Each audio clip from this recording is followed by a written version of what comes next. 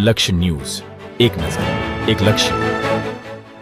Giants welfare ફાઉન્ડેશનના world chairperson Shrimati Shaina એન.સી. મુનોતના અધ્યક્ષપદે federation પ્રમુખો માટે શનિવાર તથા special officer, special committee member અને સેન્ટ્રલ કમિટી મેમ્બર સાથે રવિવારે આયોજિત બેઠકમાં સંસ્થા વિકાસ સંબંધિત વિસ્તૃત ચર્ચા.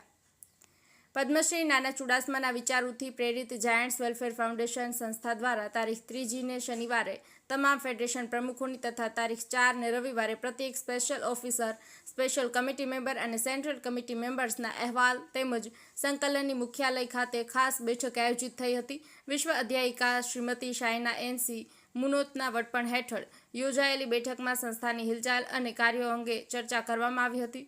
આ બેઠકમાં સેન્ટ્રલ કમિટી સભ્ય શ્રી અનિલ દલાલને ફેડરેશન 3A અને 3Cના પ્રભારી તથા શ્રી તેજા કાંગડને ફેડરેશન 3Bના ઇન્ચાર્જ તરીકેની શ્રી વિરેન્દ્ર અય્યર ડેપ્યુટી વર્લ્ડ ચેરમેનનો દ્વારા લેવામાં આવેલા નિર્ણયોની જાહેરાત કરી હતી. જાયન્ટ્સ વેબસાઇટ અંગેની માહિતી શ્રી બંકિમ શાહ અને શ્રીમતી શ્રુતિ ફુટાટકરે તેમજ રજૂ કરી હતી. શ્રીમતી શાઇના એન.સી. દ્વારા નિયુક્ત શ્રી શિરીષકુમાર રામદાસી PR અધિકારી જે દરેક જાયન્ટ્સને બોલાવશે અને તેમનો પ્રતિસાદ લેશે.